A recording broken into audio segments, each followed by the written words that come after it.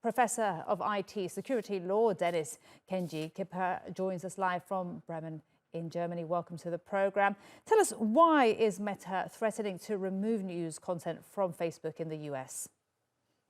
Yeah, thank you. The very big question we will have to ask ourselves here is who ultimately benefits financially from the media content that is published on social networks. And the platforms or the media companies themselves, that's a question here. And after all, the proposed law, in my opinion, precisely stipulates that the media companies should also benefit from the law alongside the social platforms. And ultimately, both should benefit in some way, but you always have to into account who is the big player here and therefore has more market power. And I find this is quite clear because in case of any doubt, such a big player such as Meta or Facebook has more market power, and for this reason is more likely to be able to endure strict tech legislation. And moreover, the revenues that corporations like Facebook generate here are quite enormous.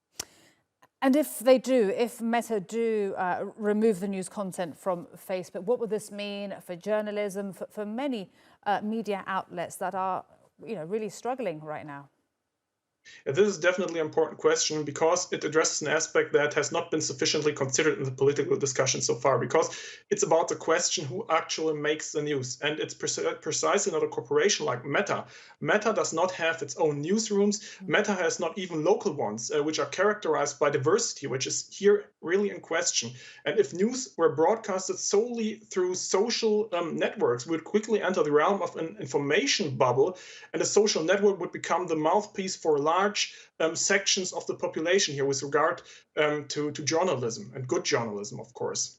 And Dennis, we've been here before, haven't we, with a similar experience in Australia. What lessons were learned there, and how different is what's being proposed in the US to what happened in Australia? I would call it not that different. So we had the saber rattling by Meta that was also seen in the last year. Here also by the Google parent company Alphabet. And here also it was announced that the social networks and search engines such as Google would not work anymore. But in Australia in particular, we can see that the media regulation that came into force in 2021 works very well, despite all the criticism of the social network at that time. And according to a recent government report, this is largely having the desired effect. And according to this report, various tech companies, also including Meta and Google, have signed more than 30 contracts with media companies, local media companies, and pay them for the content that generates hits and advertising revenues in the social network itself. All right, Dennis, we'll leave it there. Thank you so much. Dennis-kenji speaking to us live there from Bremen in Germany.